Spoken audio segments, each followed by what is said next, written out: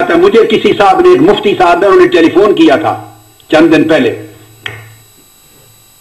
پاکستان سے, سندھ سے. بس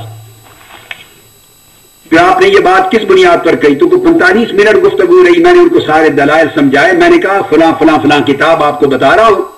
ان سے یہ باتیں نہیں کی.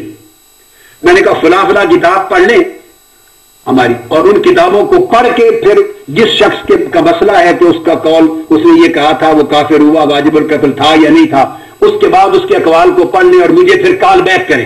پھر مجھے بتائیں ایمانداری سے ان کتابوں کو پڑھنے کے بعد آپ کی رائے کیا ہے. کو پونا گھنٹہ گفتگو کے بعد جب میں نے یہ باتیں ان کو اسرار سے کہہ لی بار بار, تو مجھے وہ کہنے لگے علم کو چھوڑیں, تحقیق کو چھوڑیں, بتائیں عشق کیا کہتا ہے. میں نے کہا استغفر اللہ العظیم, عشق قرآن و سنت کے علم سے اندھی چیز کا نام ہے؟ یہی تو سارا مرنا ہے. کیا آپ نے باغیچے اطفال بنا دیا ہے دین کو؟ پھر اس کے جواب کہتے ہیں آپ تو عاشق رسول ہیں, عاشقان رسول کے جذبات مجھے. میں نے کہا میں قاضی ایاز سے بڑا عاشق رسول نہیں ہوں. میں جتنا بھی عاشق رسول ہوں قاضی ایاز سے چھوٹا ہوں. میں مراکش جا کے ان کے مزار کے قدموں کو چومتا ہوں, ان کے عشق رسول کی عظمت کی گرد کو بھی نہیں پہنچتا. میں ان سے بڑا عاشق رسول نہیں. میں نے کہا ان کی کتاب ہی پڑھ لیں, فصلیں میں نے بتا دی, آپ کو بھی پڑھاؤں گا, وہ میں ساری فصل پڑھاؤں گا, اور اس کے بعد مجھے کال کر کے بتا دے کہ جو کچھ میں نے کہا درست ہے یا غلط ہے.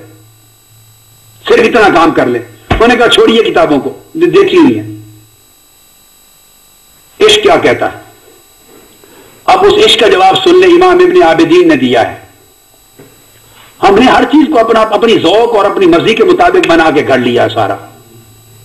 امام ابن عابدین نے عشق کو بھی لیا ہے یہاں, یہ آپ کی دلچسپی کی چیز ہوگی. اور امام ابن صفحہ 344 پر پھر امام ابن عابدین کہتے ہیں فعلینا, آپ سنیے توجہ سے, بڑی ایمان افروز جملہ آ رہا ہے. فرماتے امام ابن عابدین فعلینا ان نتوقف ولا نقول, ہمارے اوپر یہ واجب ہے کہ ہم توقف کریں اور یہ بات نہ کہیں, مفتی صاحب, کہ یہ بات نہ کہیں کہ محبتنا لنبینا تقتضی ان نقتل من استطاع علیہ. یہ دین کا, علم کا, تحقیق کا, شریعت کا, فقہ کا, اصول کا, قواعد کا, ضوابط کا معاملہ ہے دین کا. امام ابن عابدین کہتے ہیں کہ ہمیں یہ نہیں کہنا چاہیے کہ رسول پاک سے ہمارا عشق و محبت تقاضا کرتا ہے کہ ہم اس کا سر قلم کر دیں, اس نے گستاخی کی ہے اس کو قتل کر دیں, ابن عابدین کو نکال دیں. اب ابن عابدین عاشقوں کے ساتھ ہیں یا گستاخوں کے ساتھ ہیں؟ اگر ایک سیکنڈ میں لاہور, گجرات, کراچی تک اگر یہ فتویٰ لگ جاتا ہے کہ جو بات آپ کی رائے سے مختلف کہہ دے وہ گستاخوں کے ساتھ ہو گیا, اور جو آپ کی بے عقلی کی بات کے ساتھ ہمدردی کر دے وہ عاشقوں کے ساتھ ہو گیا, تو ابن عابدین کس کے ساتھ ہیں؟ وہ کہتے ہیں جب یہ مسئلہ آئے تو ہمیں یہ کہنا ہی نہیں چاہیے, یہ خلاف دیانت, خلاف امانت علمی ہے کہ محبتنا لنبینا صلی اللہ علیہ وسلم تقتضی ان نقتل من استطاع علیہ, کہ حضور کی محبت اور عشق کا تقاضا ہے قتل کر دیں. اس نے ایسی بات کیوں کی؟ آگے جواب دیتے ہیں. وہ فرماتے ہیں لأن المحبت شرطها الاتباع ولا الابتداع. فرماتے ہیں حضور کی محبت کی شرط اتباع ہے, بدعت نہیں ہے. یہ نئے فتنے گھڑ لینا, اپنی حسب منشا نئے مسئلے گھڑ لینا, یہ ابتداء بدعت سے انہوں نے کیا. فرمایا حضور کی محبت ابتداء نئے فتنے گھڑنے کو نہیں چاہتی, حضور کی محبت حضور کا اتباع چاہتی ہے, دین کی صحیح پیروی ہونی چاہیے ان قواعد و ضوابط کے مطابق جو ائمہ نے ہمیں دی ہیں.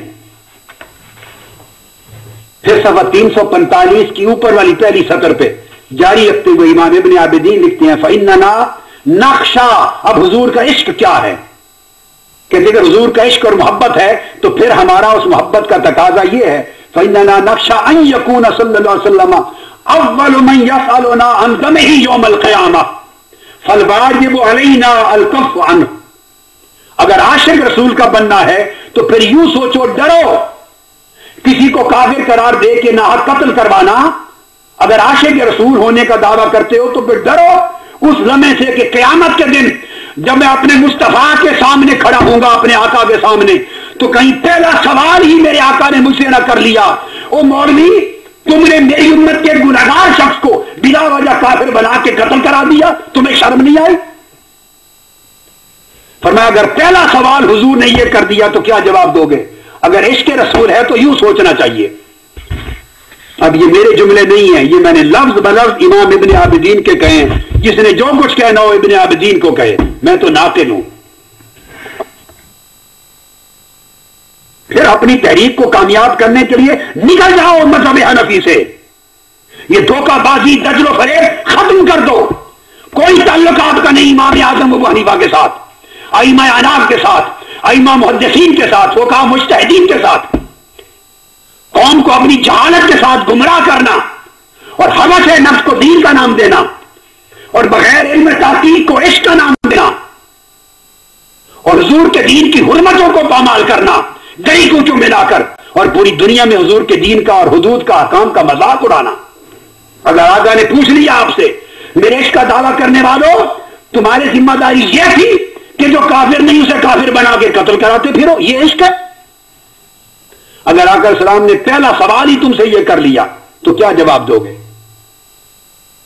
فرماتے ہیں جب کوئی مسلمان ہو تو زبان کو روکو جب تک وہ شریعت کے ان تمام قواعد پر بغیر شک کے، بغیر احتمال کے، بغیر امکان تعویل کے، بغیر تعارض کے، بغیر اختلاف کے، جب ادلہ شریعہ سے قطعی طور پر بغیر کسی اور احتمال کے جب تک کافر ثابت نہ ہو جائے کہ وہ ہر شک ظاہر ہو اور اس کے اسلام کا زوال کر دے، اس وقت تک کسی کے پر فتویٰ نہ دو. اگر لگا دیا تو پھر فرماتے ہیں کہ رہ گئے کہ اس کے دل میں کیا تھا، اس کی نیت کیا تھی.